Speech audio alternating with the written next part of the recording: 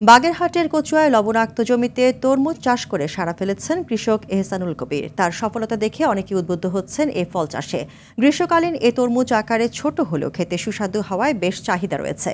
উপজেলা কৃষি কর্মকর্তা জানান, কৃষিকে বাণিজ্যকরণ করতে কাজ করছে কৃষি বিভাগ। বাগেরহাট থেকে এস.এম. শামসুর রহমানের পাঠানো প্রতিবেদন জানাচ্ছেন রিজওয়ান শরীফ। ঘেরের পানির উপর মাচানে ঝুলে আছে হলুদ, কালো ও ডোরাকাটা রঙের তরমুজ। সারি সারি তরমুজ দেখে দু চোখ যেন জুড়িয়ে যায়।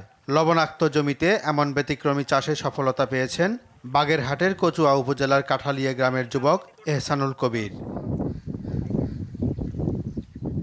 একসময় যে জমিতে মৌসুমী সবজি চাষ করে খুব একটা লাভের মুখ দেখতে পাননি কবির, এখন সেখানে মাছের ঘেরের সঙ্গে তরমুজ চাষ করে বাড়তি আয় করছেন তিনি।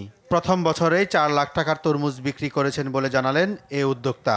আগে বিভিন্ন ধরনের ফসল চাষ করতাম, যেমন হচ্ছে করলা, তারপরে মিষ্টি কুমড়া, লাউ, সবাই একসাথে লাগানোর কারণে একই রকম বাজার দর চলে আসতো। যে কারণে আমরা কৃষি অফিসে যাই, কৃষি অফিসের পরামর্শে আমরা উচ্চ মূল্যের ফসলের সন্ধান পাই, তরমুজ, অফ সিজন তরমুজ, এবং এই তরমুজটা করে আমরা ব্যাপক লাভবান।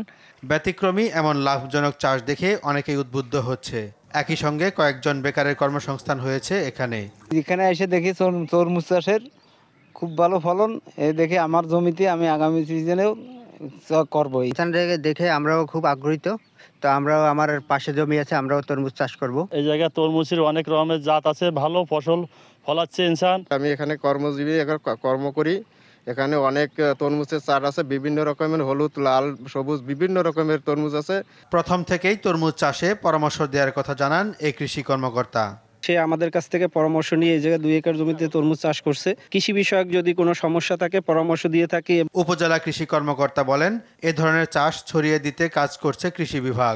ঘেরের যে আইল রয়েছে সেখানে অফসিজন তরমুজ চাষ করে কৃষকরা ব্যাপক লাভবান হওয়ার সম্ভাবনা আছে। অদূর ভবিষ্যতে এটা আমরা আরও সম্প্রসারণের উদ্যোগ নেব এবং আশা করা যায় কৃষক এতে অনেক লাভবান হবে। সমন্বিত চাষের মাধ্যমে অর্থনৈতিক সমৃদ্ধি আনা সম্ভব বলেও মনে করেন তিনি। রেজওয়ান শরীফ, RTV।